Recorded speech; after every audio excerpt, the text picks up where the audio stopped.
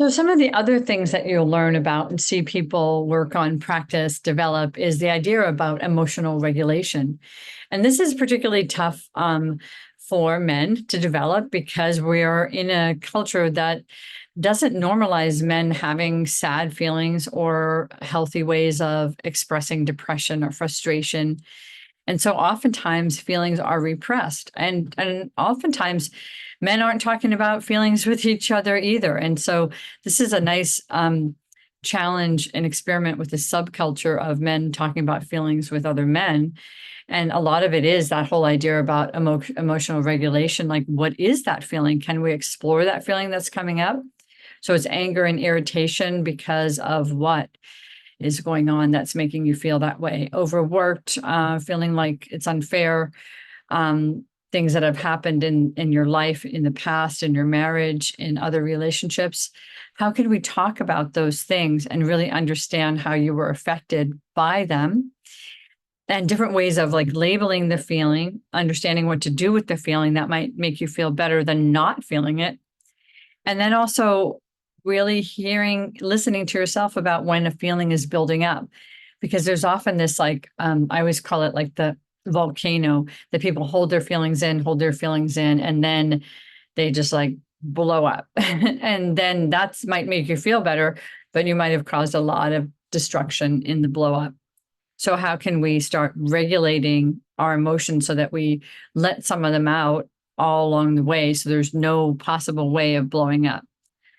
And or blowing up, the opposite of blowing up is shutting down, like shutting down so much that you can't open up. Like there's nothing to really talk about. There's nothing really to say. It's just a shutdown. And then nobody gets to know you. Know what does that mean when you're quiet? And so in our group, we talk about different tools that people use. Some of it's journaling, which is sort of the unconscious writing of feelings. Sometimes it's just like checking in with yourself. And people do that often in the group. They might just check in, okay, what's going on with me that's starting to make me upset, or what you talked about was making me upset. So I want to check in to see what that feeling is, and then identifying a few feelings and describing each of the feelings that you're identifying, and then talking about different ways that you might want to start, practicing expressing that feeling. Like one of the best examples, I think, was in the group, we do this thing called check-in where people come in and they just say a few minutes about what's happened in their week or what they are thinking about that day.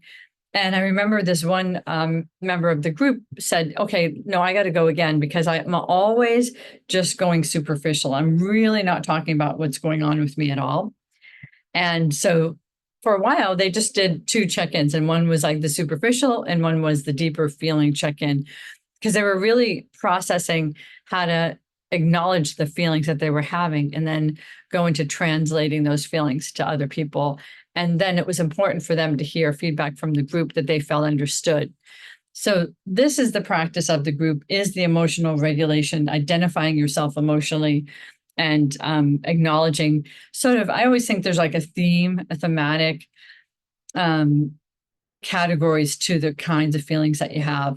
And so this is a really good way to spend time in the group, is really trying to develop your emotional regulation so that you stay balanced. And then you also know, like on the Richter scale, when your stress is too high, when your anger is too high, when your withdrawal is too much.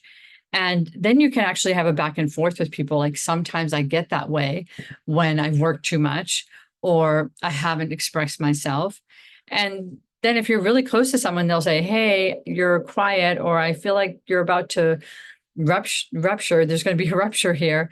And so that's another way that you can let people in on who you are. And they'll be able to work with parts of you, because we all have our shadow side, and we're all trying to learn about different aspects of ourselves, especially if you're doing emotional work in a men's group.